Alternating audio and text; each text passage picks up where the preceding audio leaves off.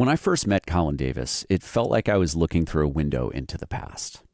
Stocky build, bleach blonde hair, tattoos, the kind of guy who would have fit right into the punk scene that I grew up in on Long Island.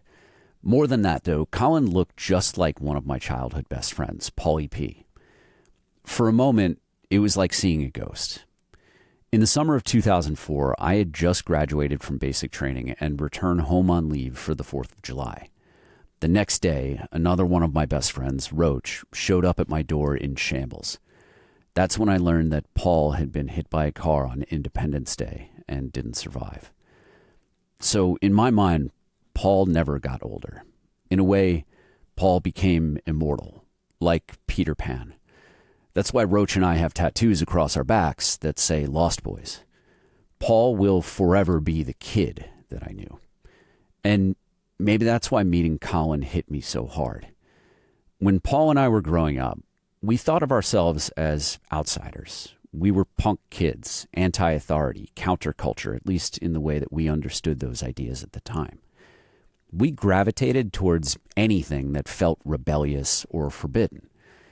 We loved George Carlin, not because we understood everything he was trying to say, but because he was offensive, because he said things you weren't supposed to say, because he challenged authority. But like a lot of teenage boys, we confused shock value with humor. Looking back, some of the things that we said and joked about were extremely ugly. Not because we were committed bigots, but because we didn't understand the weight that words carry. We thought being edgy was fun, that it was funny.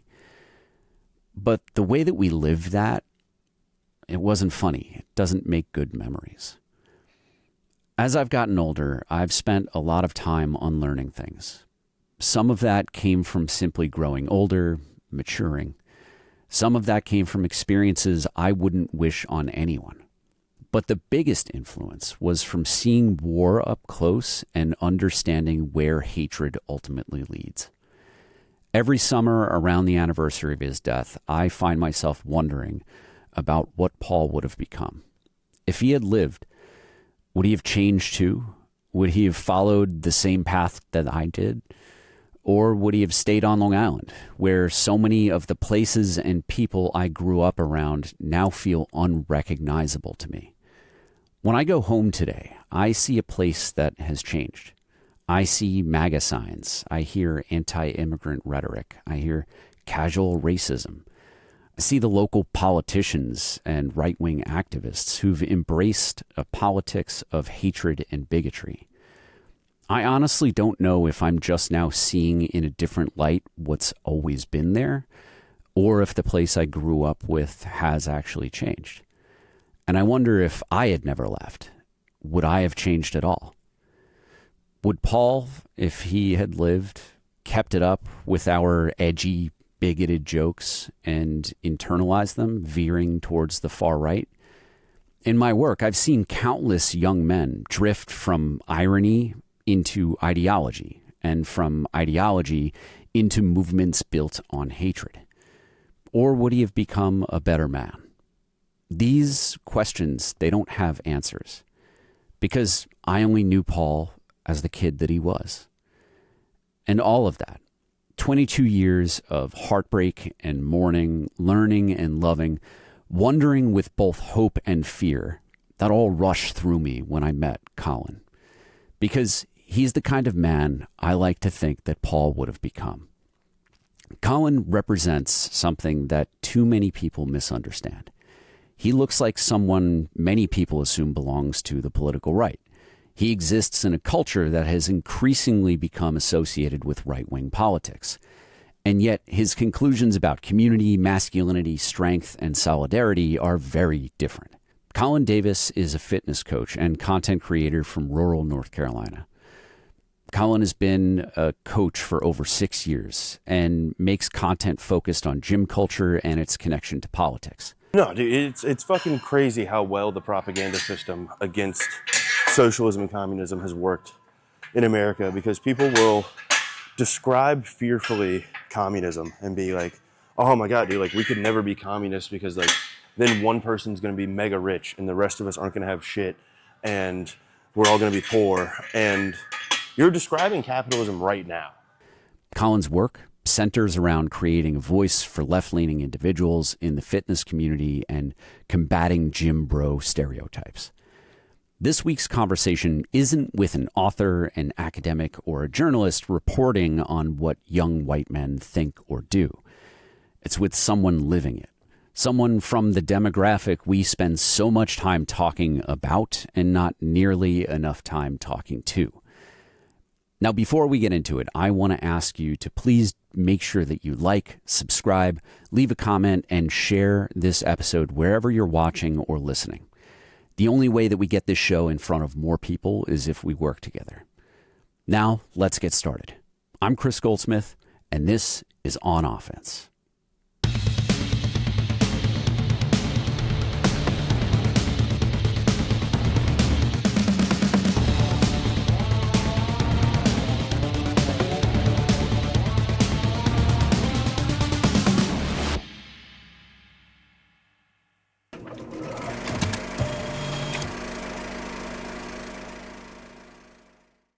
Colin Davis, thanks for joining us on Offense. You and I met just a few weeks ago for the first time at the Trending Up conference, which is it's a kind of like a nonprofit generated event that brings people who care about the world together, content creators of all kinds, lifestyle, political, and everything in between, to meet each other, build relationships, and I guess it fucking worked because here we are talking to each other a few weeks later. So. Please tell me what it is that led you to going into Trending Up. Like, what got you to that event? What did you get out of it? And what are you doing right now with yourself?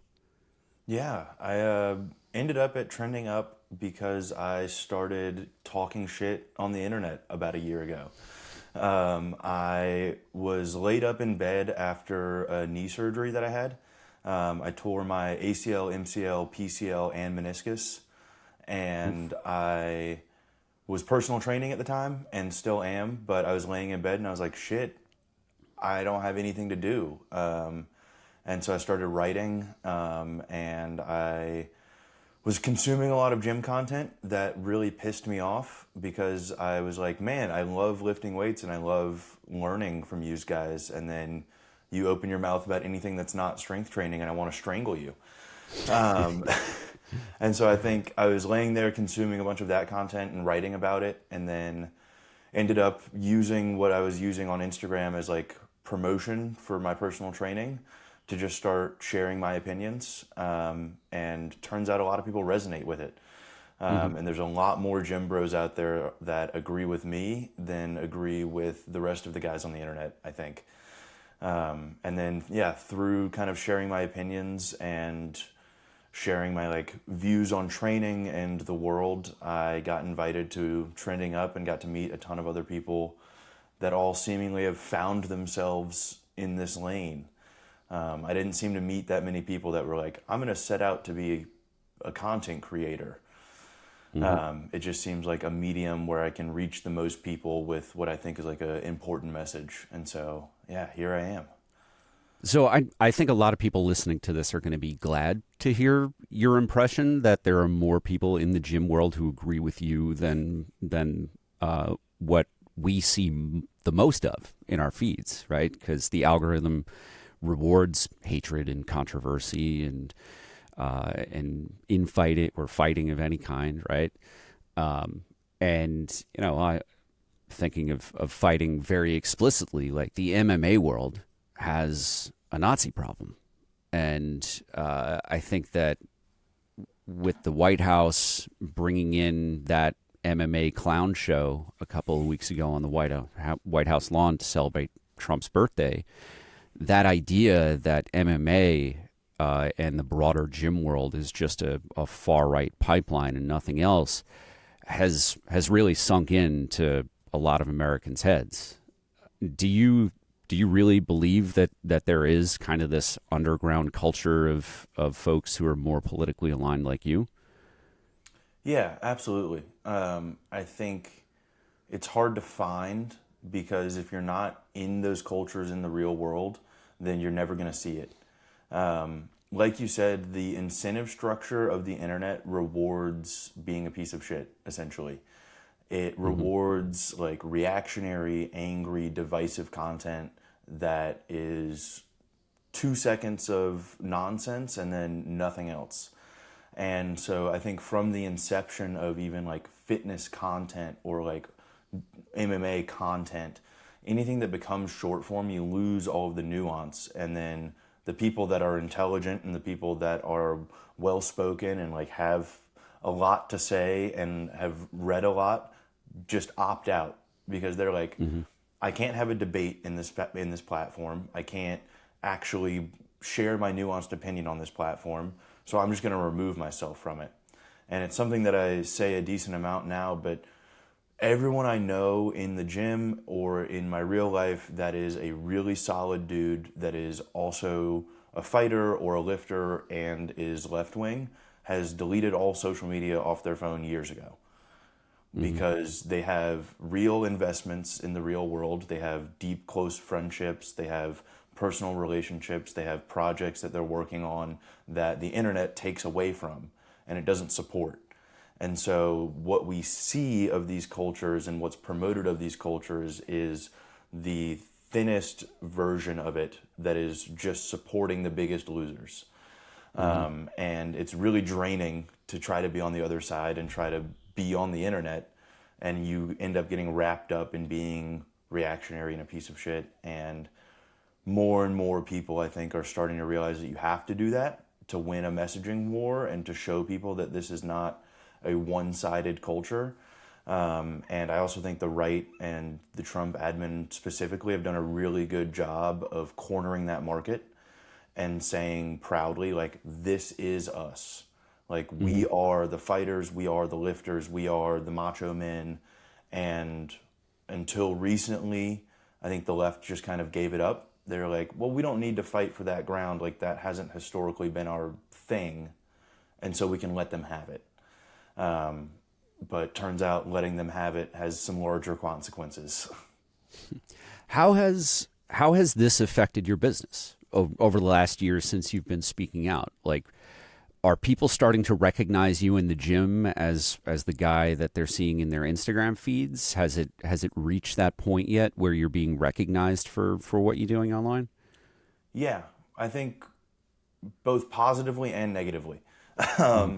I mean, like, so I live in North Carolina. I'm in the South, and so on the one hand, I'm getting to coach people that I want to coach.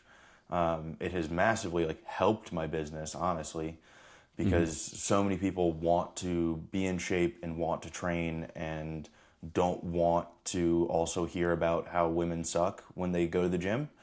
And so finding coaches that align with them politically is like a great opportunity for them to like chase their goals and not have to deal with a bunch of bullshit. And then on the other hand, I'm getting to have a bunch of mostly constructive conversations in the gym with guys. I've worked in gyms around here for most of my life. And so I already know a lot of the guys and a lot of the guys already know me. And we keep it generally not super political when I'm training because like I'm just there to train, and like if someone has a question, I'll talk to them about it. But now that I've made my opinions very blatant, more and more people come up to me in the gym and are like, hey, like they're almost like closeted leftists where they're like, hey man, like I heard you talking about this thing, like I kind of agree with you. It's just like I don't know how to say it. Yeah. And that's been awesome to see, like, guys almost like coming out as progressive because they're like, holy shit, like, I thought if I was going to be a gym bro, like, I had to, like, have all of these other opinions. A lot of I've seen you do a video where you talk about how everything is political. Have you had to have that discussion with people in your real life of explaining like the gym is political? Can you tell us how that went? Yeah, absolutely. I have that discussion all the time. And mainly it gets down to like spending and access and like health. And I think for all of the flaws that Maha has, it has made a lot of gym people realize that policy directly affects people's health. And when they are really invested in their personal health or like coaching others, then that's a good entry point for me to be like, hey, so like, wouldn't education make people healthier? Wouldn't access to better food make people healthier? Wouldn't like secure housing make people healthier? And when I don't use the scary words like socialism or redistribution, and I just say the policy, they love it. They're like, absolutely, that makes a ton of sense. Like, if I didn't have to worry about my mortgage being half of my income, I'd have a lot more time to go train. And I'm like, yeah, you know what does that? Good housing policy from left-wing progressive candidates. And a lot of those guys, like, there's a big light bulb moment where they kind of realize that they've been like duped or like tricked out of their own interests, because they're like, oh, like I thought I was doing the macho protector thing by siding with these guys, but they're robbing us too. And being like, yeah. And then they go, well, there's no, like, well, Democrats suck too. And I happily get to go, yeah. Like, I'm also not a fan of those guys either. Like, there's a whole other sect that exists that you could be a part of that is happy to have you. And getting those gears turning is where I see a lot of the opinions change, when they go like, oh, I didn't think that was political. And then you kind of poke them in one or two spots and you go, well, doesn't this policy directly affect you? And that's really helpful for getting them to, care about other people. Why is it that people around your age seem to have started swinging right? Historically, young people vote left, but we've seen especially young white men start embracing the Republican Party. Is it purely the MAGA aesthetic? Is it the presentation of Donald Trump as someone who gets away with everything, and that's something they're admiring? Like, what is the attractive thing to people in your demographic? The attractive thing is that you get to be 14 forever. You get to only have to worry about big muscles and fast cars and sexy girls and making a ton of money. And if you do all of those things, you win. And that is a super clear plan for these guys to follow. There's no nuance, there's no critical thinking, there's no self-exploration. There is, I like these things, do these things. And the right has just said over and over and over again, we want you to do these things, we love you when you do these things, keep doing these things. And this is like a nuanced conversation, but the left, again, just kind of seeded that. They're like, that's not us, we don't care, we don't need you, essentially. Like, you don't have a place over here. And so a lot of young white guys went, okay, like, you're fine. And I think it's dumb, but another big reason was like, they wanted to say slurs. Like, they wanted to say the R word and say the F word and it be funny and not be a big deal. And rightfully so, a bunch of people called them Nazis for doing that. And then real Nazis came around and were like, hey, you can do that. And a lot of those guys were like, well, if you're already calling me a Nazi for making a joke, like, I might as well go be a real Nazi, which is dumb. Like, I'm not defending these guys, but like, that is their viewpoint of like, you've told me for my entire life that I'm a fascist because I want to make edgy jokes. I might as well be a fascist now that we're in power. You did a video about Graham Plattner and kind of like forgiveness and people understanding that that people change, that people say and do things that they regret. Being raised in a violent, patriarchal, racist culture has bred young white men to become the political radicals that they are today. And if we are ever going to bring these young men to the left, we're going to have to reckon with their past decisions. Decisions that harmed women, people of color, and themselves. This is not to say forgive and forget. This is to say that we are at a crossroads, and it's time to explore what accountability and forgiveness can look like for someone who was raised in that culture and broke out of it. Immoral, violent, radical young men are historically inevitable. Graham Plattner is an opportunity for us to explore what accountability and forgiveness can look like when one of these radical young men grows up and tries to redeem themselves. I've been someone who, you know, I'll be totally fucking honest. Like, I avoid talking about Graham Plattner because there's a lot of folks in our community, this creator community, people in podcasting and social media, who will just fucking go after me as a Nazi sympathizer. And it's like, I hunt Nazis for a fucking living. I think I know what a Nazi is. And Graham Plattner had a stupid tattoo, but he's not a goddamn Nazi. The first interaction that I ever had with Plattner was years ago, probably in like 2023, maybe. He reached out to me, and this is long before I think he ran for anything, harbor master or anything. He reached out to me. I identified himself as a veteran, and he was interested in hunting Nazis in Maine. It was because I was working against the Blood Tribe, which is led by another Marine vet, this guy called Chris Polhouse, who was setting up a training camp where they were like firing fucking AK-47s in the woods. Like, it was some nasty shit, right? So Graham Plattner reached out to me, to Task Force Butler Institute, because he wanted to get involved in like exposing and holding legally accountable actual fucking Nazis. And, you know, to see not just the internet, but like commentators and journalists and everyone decide that he is and forever will be a fucking Nazi because of his stupid tattoo. Like, that sucks. And you know, maybe I'm a fucking coward for not coming out and defending him, because but I look at it as a losing battle. You, however, had the bravery to kind of talk about it. How's the reaction been since you did that video and you talked about how there needs to be room for people like Plattner on the left? Otherwise, you're ceding ground to the Nazis. Yeah, I think it's been very split.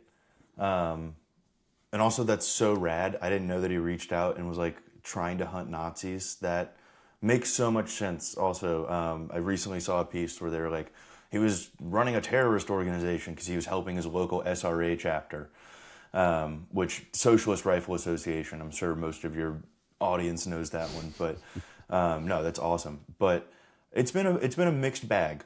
Of course, like everything I post on the internet, I get a decent amount of hate, and I get a decent amount of people being like, "Oh my God, you put this so well. Thank you for saying it like that." I think for me, it's an opportunity to like stay in my lane, as a lot of people like to tell me to. Like, I'm a young white guy. We have a problem with young white guys. I'm showing you this is how we fix it. Like, there's no world where all of these young guys that voted for Trump just magically turn into Gavin Newsom supporters. But there is absolutely a world where they turn into Graham Plattner supporters. And that's not because Graham Plattner is a secret fascist that is like bringing in a new wave of right-wing populism. It's because he speaks the language of young, white, aggressive guys. And we are a majority voting bloc in this country. And to act like you don't need to pander a little bit is just like bad politics. I think there's a ton of like social and moral arguments that I agree with that are like, you know, sit down and learn and listen, and absolutely. And if we want to build real power for a left-wing populist movement, you have to find people that fit every demographic. And he's the only electoral candidate on the left that will reach guys that are like me, but on the right. Because I have kind of a horseshoe theory approach to a lot of politics, where I'm like, I know a lot of guys that are 3-time Trump voters, and when we talk about things, again, without the scary words, we agree. Like, the reasons that these guys moved was economic, a lot of it, and social. The social stuff is we argue about, and then the economic stuff we all agree with. But if you give people good economic policy, then you can move them socially. But what we saw historically from the Democrats is you move them socially and then give them no economic benefit, and that leads people to being fascist because they say, okay, I did everything. I stopped saying the words. I like went to the rallies. I listened, and my rent tripled. So I'm going to listen to the guy that says I'm awesome and my rent is going to go down because I gave this side a shot. And I think more guys like Plattner who were raised in those environments and speak the language are going to be able to reach those kids in ways that people that have never been in those environments aren't. What were the influences that led to your politics? Did you have like a point where you kind of turned to one side at a certain age? Was there a specific experience that led you this way? Have you always been on this path? Like, how do you get here? I think first off, like my family, my mom is in healthcare and my grandma was like a teachers union organizer in Michigan. And my dad like lived in Germany for 12 years right before coming back and having me. It has a very like Euro kind of approach to the world. And so I think my whole life has been not directly political, but has been pretty left leaning of like, hey, we support unions and we support workers' rights and we support teachers' rights, and like no one is allowed to step on the little man. And then my first kind of political moment was in 8th grade. We had a GSA chapter start, which is a Gay Straight Alliance. And I was like playing football and baseball and wrestling, and I joined because I was like, all right, cool, like I'm down with this, like y'all need support. And we went to the like school board meeting about it, and I saw a bunch of dads that like coached me and like supported me athletically coming out and being like, this is abhorrent, this is against God, we can't allow this in our schools. And then I would catch them after the meeting and they'd be like, oh, like what are you here for? And I'm like, oh, I'm the vice president for the GSA. And just like watching their brains melt out of their heads being like, oh my God, but you don't have blue hair. You're strong and fight. And like being able to have those conversations, I think that was the first time I realized like, oh, like I can reach people on behalf of other people in a way that they can't. Like I can't expect the president who is like a blue-haired lesbian to go talk to some dad and have him be like really offensive to her face about all of her questions that he has. But I can field those questions with the offensive language and be like, all right, hey man, like we don't say that, but like this is what it means now. And then have them change their mind. And I think that was like my first realization of like, oh, I can do things in the world. And then, yeah, 2020 was massively radicalizing for me. I drove up to DC for the first weekend of the BLM movement and saw some really gnarly shit, and saw the Secret Service and the state police like really brutalizing people and like brutalized me and a bunch of my friends. And I think coming out of that was that was kind of like my exit from the Democrats. I think of having that happen and then seeing people like take a knee and like name a street George Floyd Way, and then police budgets getting increased and funding not changing. I was like, oh, like you don't fucking care. Like you're here for symbolic victories.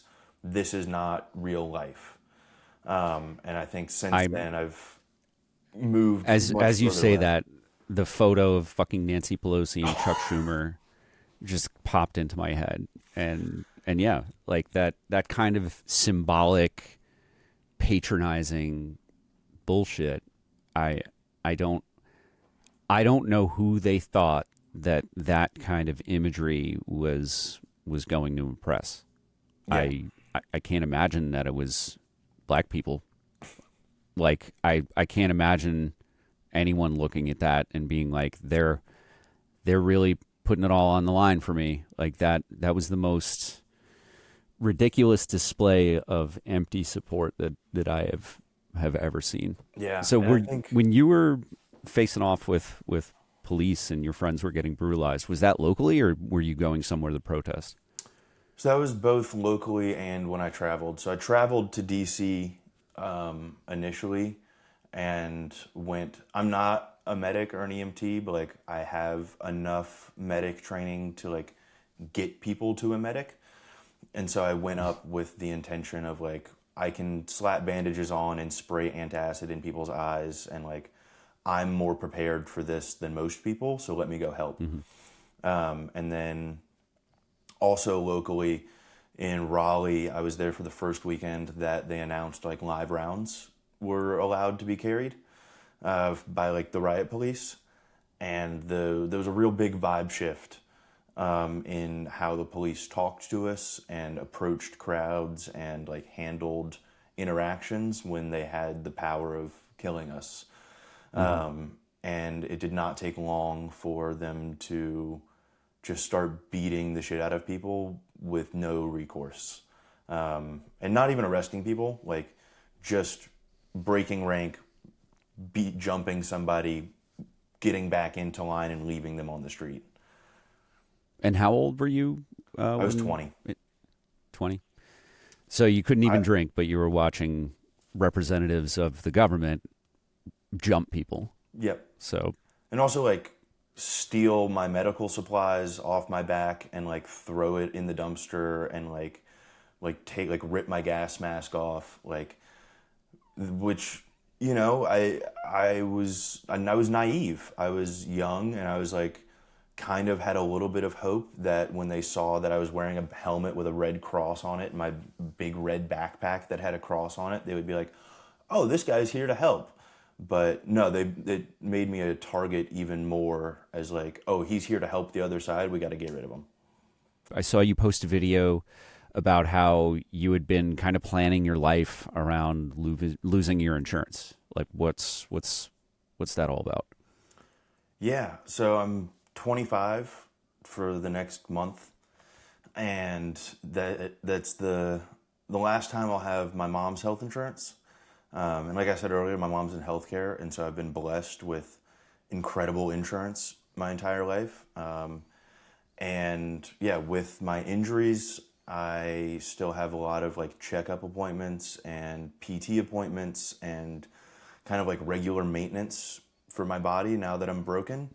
And so it's been a lot of like, how many times can I see the doctors that I already know this year before I can't see them again?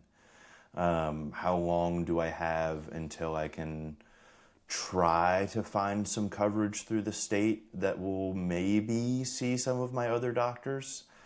And so it's really been a race of dentists, knees, eyes, like wrist, everything I can get done before the end of July, so that I can go into the back half of the year being like, okay, I've had a little bit of healthcare. Now I can figure it out for a couple of months on my own before I have to go find new doctors entirely.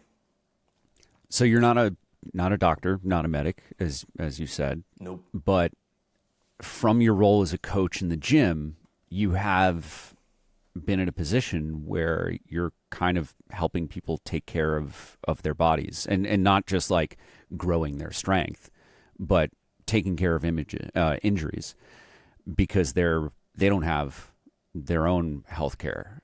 What has it been like being in an industry that depends on someone having a healthy body to continue their health? Like, that's kind of like a paradox that you're stuck in with no medical training. And you're like charged with taking care of people. Yeah, I mean, it's incredibly frustrating, because like I want to just do my job. I don't claim to be an injury specialist. I don't claim to be a physical therapist, and like it really annoys me when people that aren't those things claim to be those things. But I also understand that like I have to do a little bit of that to keep people healthy without having them go spend thousands of dollars on scans. And in a perfect world, if anytime I had a client have an injury, I would have a good relationship with a local PT, and I would go, hey, go see this guy. He can get you checked out. We'll put together a plan and then come back to me and we can work on it.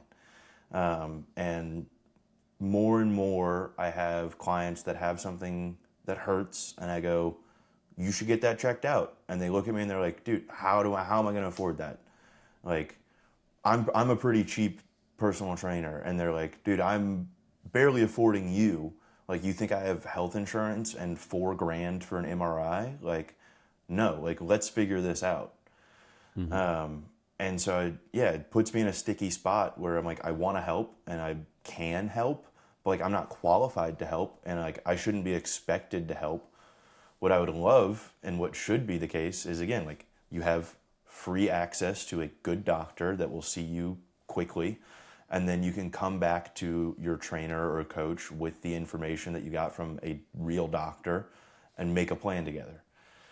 And it's incredibly frustrating that I have all of these like personal gripes and none of them are fixable without systemic change.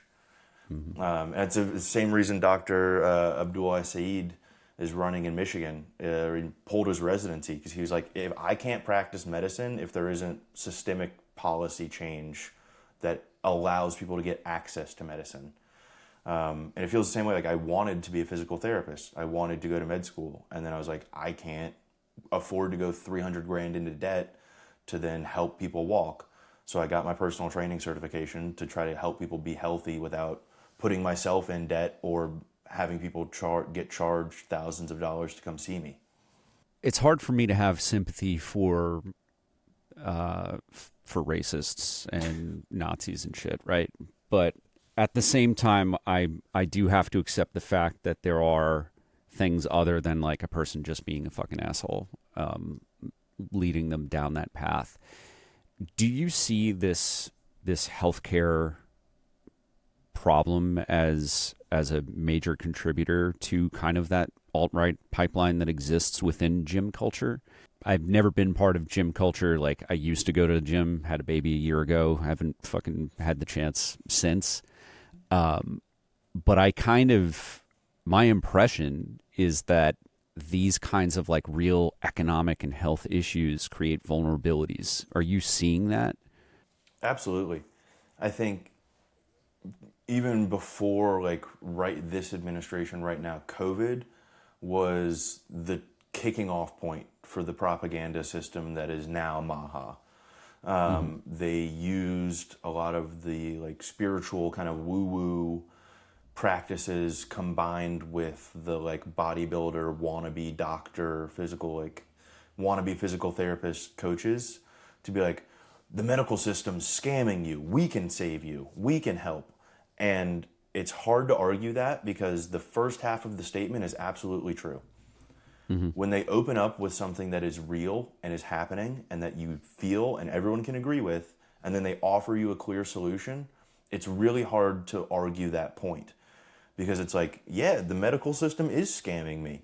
Like, I can't get a doctor's appointment for the next 6 months. Like, what am I supposed to do? And then this guy on the internet is saying, like, if I inject myself with this thing, my knee won't hurt anymore.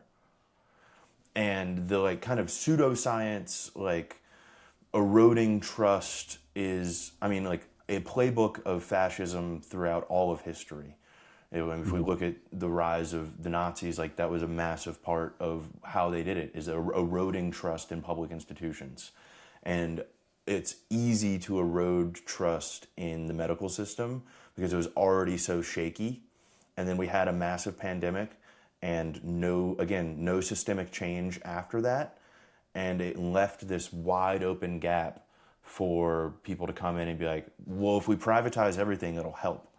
And there was, again, a lack of, no, if we publicize, like if we make it all public, that's how we fix it.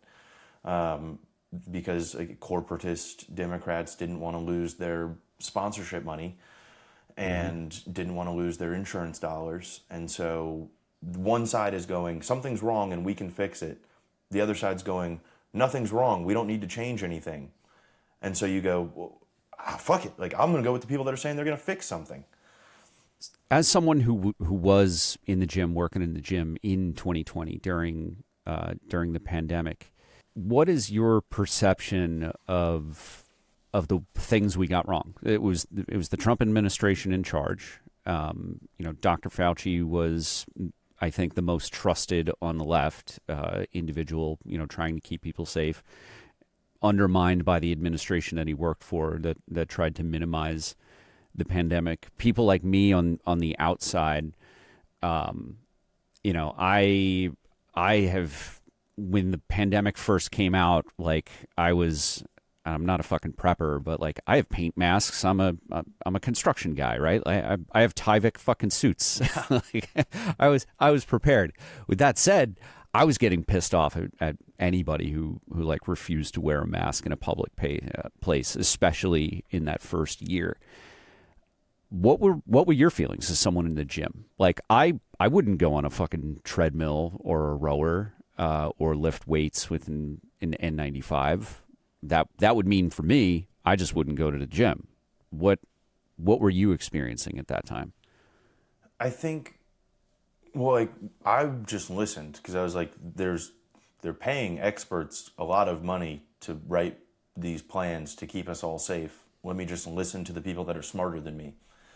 But again, I think like we have these pseudo-intellectuals and pseudoscientists that were going through a very limited view. I'm healthy. Everyone that goes to this place is healthy. Why can't we continue to be healthy? And that angered a lot of idiots. And I say idiots lovingly. Like I'm friends with a lot of these idiots. But they don't have a holistic worldview, right? The American mind is very individual to begin with, and then combine that with isolation and your only social interaction being through a screen, it just warped people's perception even more into I'm the only thing that matters. And so a lot of very healthy, seemingly normal guys, after 6 months of not being allowed to go to the gym, started like losing muscle, started like getting a little bit fatter. And they said, wait. All of these health restrictions that they're putting on me are making me unhealthier. Like, this is a government psyop to make me unhealthy. Like, I'm not going to let you do that to me. And I don't think they're right. Obviously, they're not right in a holistic sense. But, like, I get it. You know what I mean? Like, that makes sense. I have this routine that keeps me healthy. The supposed health officials are telling me that I can't do it so that I can be healthy. And I'm getting less healthy as I'm listening to their rules. Fuck them, they're wrong. And we saw a lot of, like the gym protests, and like that was a massive movement during COVID, was people being like, let me go work out. Like, I'll wear a mask, we'll do shifts, whatever, but like, I need to do this. And it was an opportunity again where they could have gone like, okay, hey, like you have a point. Right? You're not able to work out as much, but like this is not a personal health problem. This is a public pandemic problem that affects everyone, and so we need to take care of everyone, not just you. And they tried, but again, the right saw this as an opportunity to erode trust even more and kind of seed these ideas of like, no, you're right. Like they are trying to get you.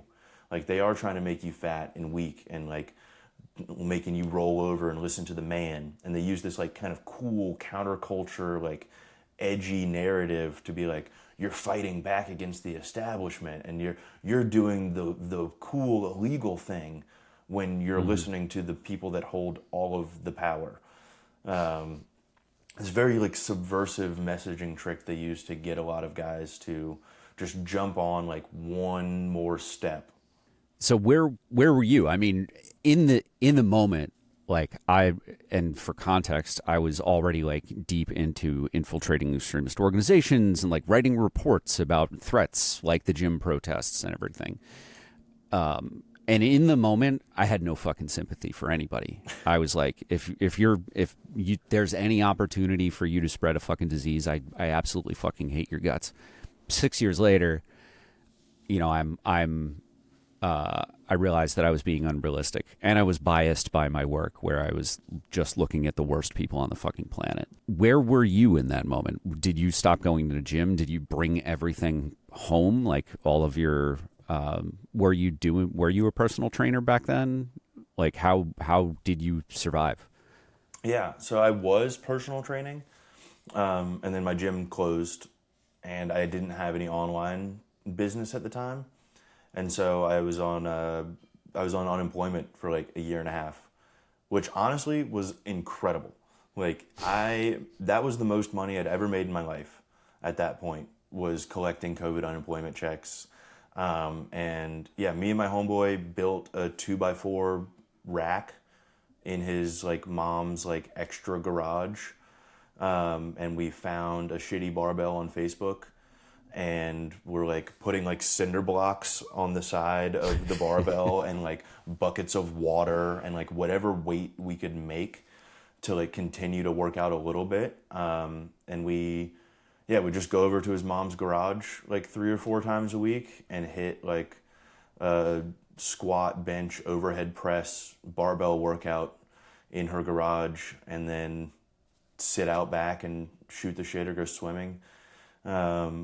I was like, it's also very different. Like I was in a very small town, and so it was kind of like not much changed, to be honest. Like I've got like my partner was in New York at the time, and like I've got a bunch of friends that were in big cities at the time, and they recall COVID as like the world ended. Like nobody was on the streets, nobody went anywhere. It was like a ghost town. It's crazy. But in small towns, it was kind of like, yeah, there's this thing happening supposedly, but like we're all just wearing masks at the grocery store now. Like, and so I think the attitude towards it was not that serious in more rural areas because there was no visual or like felt effect of anything happening. It was like you're getting news that this bad thing is happening, but you're not seeing it. Versus, yeah, like places in New York, it's like if you live in an apartment building, you're seeing a body bag leave. You know, it's like a real thing that people are dying from. And so, yeah, I holed up in the garage with my homie and then would like lift there occasionally. And then when my gym reopened, we reopened pretty early and did like a shift thing. Whereas like we had like a Google sheet and everyone would like fill out like, all right, I'm going to be at the gym for this 2 hours, and we wouldn't allow more than like 3 people at a time. That's cool. But also none of the cops ever stopped going. Of course. All of the police officers were just like, no, I'm not going to listen, and just kept going to the gym. Like, yeah, we had a family emergency, and my wife and I had to call paramedics, and the police showed up, NYPD, and a fucking huge pile of them showed up and just like crammed into my fucking into the living room at the place that we were at. And man, I was so fucking mad. I was just like, I'm watching the fucking numbers. Like your colleagues are dying. You're like, what the fuck are you doing? yeah. Oh man. But I know what you're talking about with collecting unemployment and it feeling like the best thing ever. When how old was I? When Sandy happened, I was mid to late 20s when Hurricane Sandy came and smashed New York and New Jersey. I was working in a shop in a town called Oceanside, which I think you can assume from the name, like got pretty fucking wet. Yeah. Had 5 feet of salt water come through and destroy everything that I had built over years and all of the tools that my boss owned that I used to build it. And it was a catastrophic loss. He lost trucks. It was a photo booth company, NYC Photo Booth. I used to build custom photo booths and bring them into like city venues all throughout, I don't know, the entire fucking country by the time it came to an end. But Hurricane Sandy fucking sucked. Like that was compared to COVID, nothing but like a mildly traumatic experience, losing my job and watching my boss lose fucking everything. Physically having to drag out all of the things that I built and the tools, like that kind of physicality of the destruction, like left a lasting impact. But the following year, like calendar year that I was able to collect unemployment, that was a blessing, man. I had been dealing with some demons, you know, from Iraq and all this shit, and the years after I came home were really fucking rough. But it was that steady paycheck for the first time.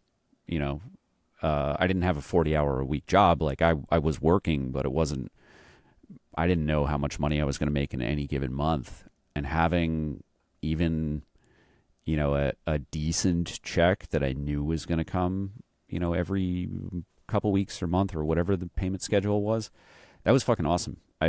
I went for an entire summer after Sandy, so 2013. I went fishing. I made a commitment to myself that I'd go fishing on the beach every single day. I lived in a town called Long Beach. And I got all of my protein from the sea. Like, I wasn't making enough money to buy everything that I needed, but I had the ocean right there, you know, and I had clams were cheap enough for bait. And that was like, it fucking sucked. It was a shitty time for everyone around me. And for me, but having that opportunity where I knew that I was getting a check, like universal basic income type stuff, it allowed me to process some shit that I had not had the opportunity to deal with for years, because I had been, you know, come home from the army and just went straight into years of fucking struggling to survive. Yeah, man, that, I think that those types of experiences, you know, in my mid-20s definitely made me more conscious of, like, it only takes a little bit of fucking support for people to be, like, way, way, way fucking healthier. That was the only time that I've ever been able to go to the gym every day. Yeah. Like, without fail. I was fucking unemployed. There were absolutely fucking no jobs because everything got destroyed. So I had no option but to take care of myself. And that was like the best fucking year, like, that just set my life on a whole fucking different trajectory. I went from never thinking that I could get into college to going to school to graduating from an Ivy League university and, like, doing all sorts of cool shit because of that fucking summer of fishing and being poor as fuck, but having at least enough to pay rent. And that was pretty fucking sick. Yeah, no, dude, that's awesome. And, like, I think, like you were saying, like, it's not like you were rich, it's not like you were living it up, but having a baseline sense of security and then time. Like, time to just breathe and be by yourself and, like, figure some shit out. I think, yeah, that was a massive thing for me as well. It's just, like, I can go sit by the river and, like, fish or, like, swim and just, like, be in nature and figure out what I want to do. And without that, I think I'd still be, like, sanding cabinets. So that was what I was doing right before that. I was, like, woodworking and doing cabinet making. Dude, like, fucking weird, man. We've got, like, this similar weird trajectory. It's just so fucking wild. I just skipped the military portion. I did acid too early and was like, I'm out. It was a good choice. Well, man, it has been an absolute pleasure to sit and talk to you. And this is the longest we've talked. Like, we met at, like, I don't know, towards the very end of Trending Up. So it's been really cool to get to know you a bit, to introduce you to my audience. Before I let you go, the one thing that I ask every one of my guests is, how can we go on offense? How can the average person listening to this, you know, make the world a better place, go on offense for democracy, for the issues that you care about, to make the world a better place? Man, I think right now I'm big in on local government. I think getting in on school board seats, getting in on county commissioner seats, getting in on local election boards, all of that stuff matters and will affect your life massively, and, like, gives you an opportunity to help people. It gives you an opportunity to change the way your town spends money, change the way your city orders their money. Like, it matters, and it's menial, and it's mind-numbing work, and a lot more people on the left need to be doing it. And I'm a massive supporter of any kind of electoral power that you can grab. If you feel like you have good ideas and you feel like you have a voice that you want to be heard, like, take the electoral power. The American government system works really well, And if we can get it to work for us, like, good things will happen. And I think secondarily, like, read and train. Read every day and do something for your body every single day, and it will help keep yourself clear and keep you, like, moving forward. Able to go on offense for whatever you choose. Also, keeping yourself ready is the biggest thing you can do to help other people. So how can people learn more about you? How can they follow you? How can they support you?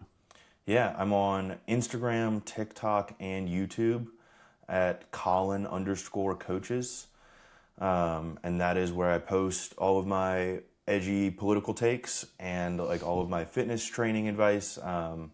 And then I've got, programs and coaching available through all of those sites as well if you want to come get jacked with me. Sweet. Colin Davis, thanks so much for joining us on Offense. Thank you so much.